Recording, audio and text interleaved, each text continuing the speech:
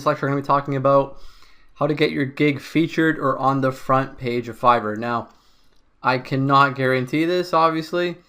This is just some suggestions, some helpful hints as to how it might happen. Personally, it has not happened to me, but I do know a seller personally who has had their gig on the front page, and I do know how, or I have seen other top-rated sellers getting their gig featured, and there seems to be a pattern. So let me just talk quickly about these points in this lecture. So the first thing is do the types of gigs that Fiverr loves. So if you look at the front page of Fiverr right now, you will see a lot of the featured or front page gigs have gig videos of the person speaking into a camera describing the gig. So that's the first thing. The second thing is it seems like Fiverr really likes video testimonial gigs. They seem to like that really a lot right now. So that seems to be in for them. So what you could do is do something like that. Look at the more common front page gigs and create them and do it yourself and see if you're lucky enough to get on the front page. It is huge if you get on the front page, by the way. It will skyrocket your sales like crazy. The next thing is I talk about in this course having multiple accounts, and another reason why it's important to have more than one account is you can keep your sketchy gigs on the alternate account. So what I mean by this is in this course I talk about how to sell things like Twitter followers and stuff like that. Fiverr will never feature these gigs on the front page of their website. Okay, it's just how it is. They do not want to do that. So what I recommend is you don't keep these gigs on your main account.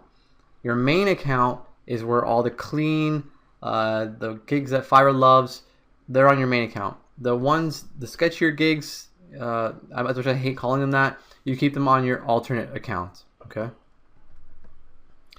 When you're creating a gig, you're going to want to look at if there's anything you can take advantage of in the near future. So, for example, Mother's Day just passed when I recorded this, and I saw a lot of gigs on the front page were for Mother's Day, such as create a card for your mom on Mother's Day,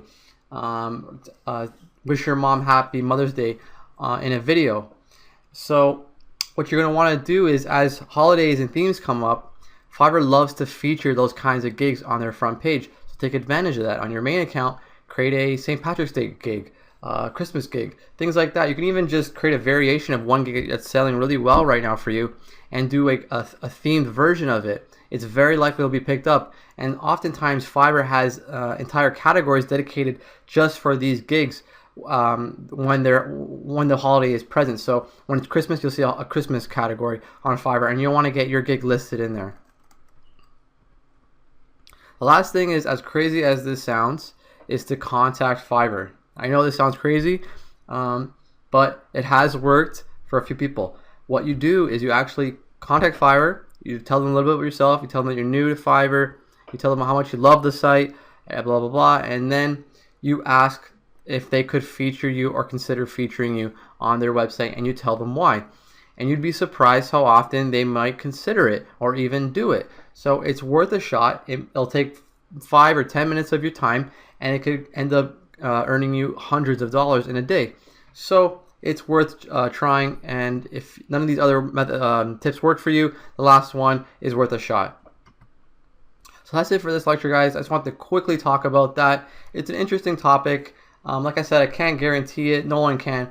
But if you're lucky enough, it can happen to you, and it can be a really big boost to your sales on Fiverr. Good luck, guys.